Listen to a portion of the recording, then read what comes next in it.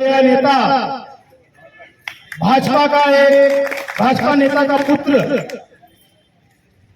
एक हमारी एससी समाज की जो महिला अधीक्षिका है उसको परेशान करता है, प्रताड़ित करता है, मानसिक रूप से, आर्थिक रूप से पैसे की भी डिमांड करता है और बोलता है कि लड़कियों को भेजो कार्यक्रम में भीड़ बढ़ाने के लिए। क्यों भाई, तुम्हारी तो प्रदेश में सरकार है, तुम तो किसी को भी फोन लगाओगे भीड़ इकट्ठी हो जाएगी। लेकिन अब ये आपके दिमाग में एक बात बैठ जाना चाहिए, ये आदिवासी इलाका है या किसी बीजेपी के छुटभैया नेता की नहीं चलने वाली। दूसरा, वो है कौन, उसकी औकात क्या है? भाई पुलिस प्रशासन ने जो त्वरित कार्रवाई की, उन्होंने अपना फर्ज निभाया, लेकिन एफआईआर दर्ज होने के बाद एसपी साहब के पास फोन गया होगा, टीआई साहब के पास फोन गया होगा, वहां पर चौकी प्रभारी महोदय के पास फोन गया होगा। लेकिन मैं माननीय एसपी साहब धार को कहना चाहता हूं कि आपके चौकी प्रभारी को उसने मंच से ललकारा है, वो चौकी प्रभारी को नहीं ललकारा है, उसने धार एसपी को ललकारा है, पुलिस प्रशासन को ललकारा है। उसकी इतनी औकात होगी काला चाबी बेचने वाली। वो है कौन? हमको चैलेंज करता है, हमारे बच्चों को वहां से निकालने की कोशिश करता है।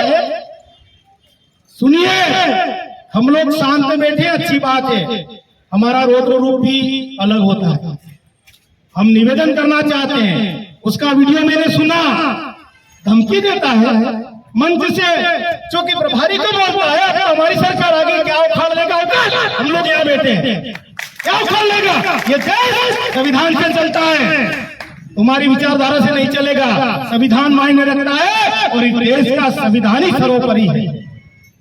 धमकियां देते हैं, पुलिस प्रशासन को डराते हैं, टीआई साहब को धमकी देते हैं, और अगर माननीय चौकी प्रभारी महोदय का अगर वहां से ट्रांसफर अगर हो गया, सुनने में आया वो दबाव बना रहे हैं अपनी पार्टी का वर्चस्व स्थापित करने के लिए। अगर चौकी प्रभारी का दबाव वहां से अगर दबाव में अगर ट्रांसफर होता है तो समझ जाना कि ये बीजेपी आदिवासी की विरोधी है, एससी की विरोधी है, सर्व समाज की विरोधी है, एक महिला विरोधी है।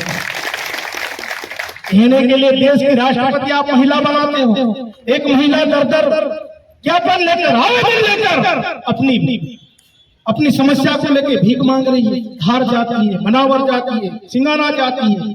पुलिस प्रशासन ने उसकी समस्या समझी, उन्होंने जो थाने के बाहर लिखा जाता है जनसेवा, देशभक्ति का उन्होंने नारे को सार्थक किया, तो बीजेपी के लोगों की नींदें हराम हो गई।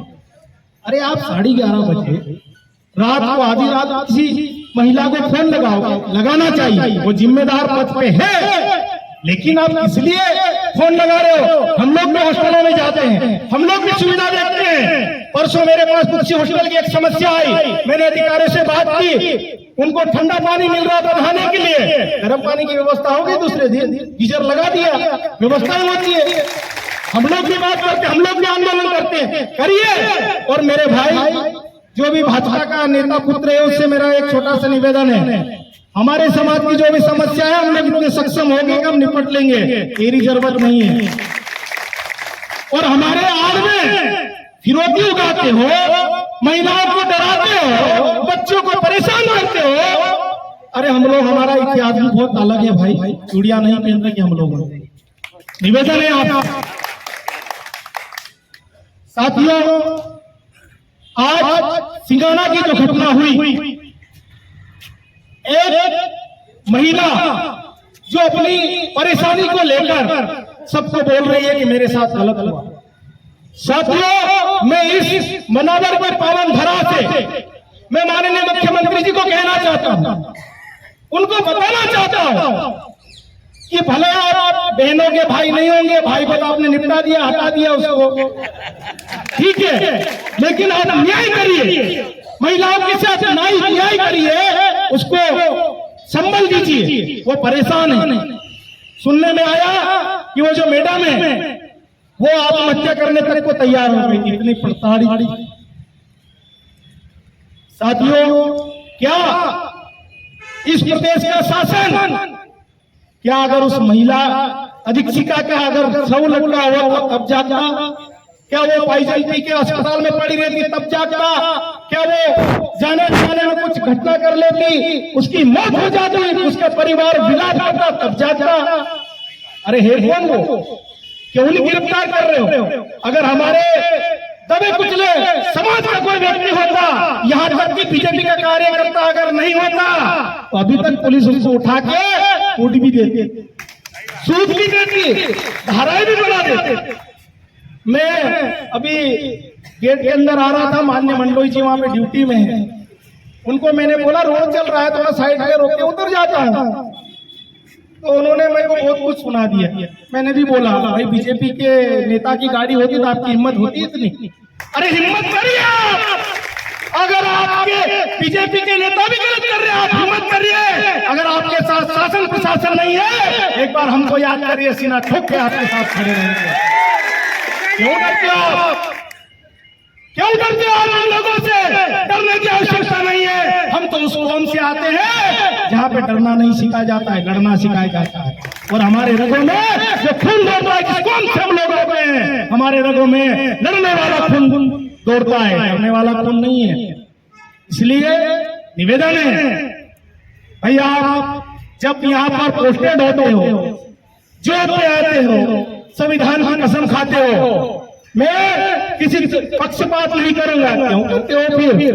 क्योंकि ट्रांसफर हो जाता है, उनको परेशान किया जाता है। लेकिन मैं आज पुलिस प्रशासन से भी निवेदन करना चाहता हूं कि अगर आपकी समस्या कोई नहीं सुनता है, आपको कोई छुटभैया नेता परेशान करता है, बिल्कुल हमको याद कीजिए, जैसे उस पीड़ित अधीक्षिका के लिए हम लोग देते हैं, आपके लिए भी हम धरना करेंगे। आपकी आवाज भी हम उठाइए, आप ताकत दिखाइए, आप हिम्मत दिखाइए। इनकी औकात क्या है? किसी पुलिस वाले को डराने की, किसी टीआई को डराने की, किसी चौकी प्रभारी को डराने की। और मैं माननीय एसपी साहब से निवेदन करना चाहता हूं कि उसने उस छुटभैया नेता ने आपको चैलेंज किया है, उस पर तुरंत कार्रवाई होना चाहिए, उसको तुरंत गिरफ्तारी होना चाहिए। क्यों नहीं कर रहे आप लोग? जितने भी लोग हैं सभी बधाई के पात्र हैं और सभी को एकजुटता होना चाहिए। एक समाज की इस बात नहीं है, सर्व समाज की बात है। ये चिंता करते हैं पुलिस वालों के पास, उनकी भी मजबूरी हम समझते हैं। उनके पास कोई बात जाती है तो पहले तय करते हैं कि बीजेपी का है कि कांग्रेस का है कि जेएस का। ये कौन सी बात है? चश्मा भी अच्छे नंबरों का उनके पास, बिल्कुल मेरे को वो आवाज कर रहे थे, उनको समझ नहीं पड़ा कि मैं कौन हूं, मैं तो आर पार हूं। तो ये चीज नजरिया आपको बदलना पड़ेगा। न्याय सबके लिए बराबर होना चाहिए। आप चेहरे देख के तिलक मत लगाओ, आपने आर तो सबको टीका लगाओ, लेकिन यह है Kukshi news 24। Kukshi news channel को लाइक करें, सब्सक्राइब करें, बेलन का आइकन दबाना ना भूलें। खबरें पसंद आए तो शेयर और कमेंट्स जरूर करें।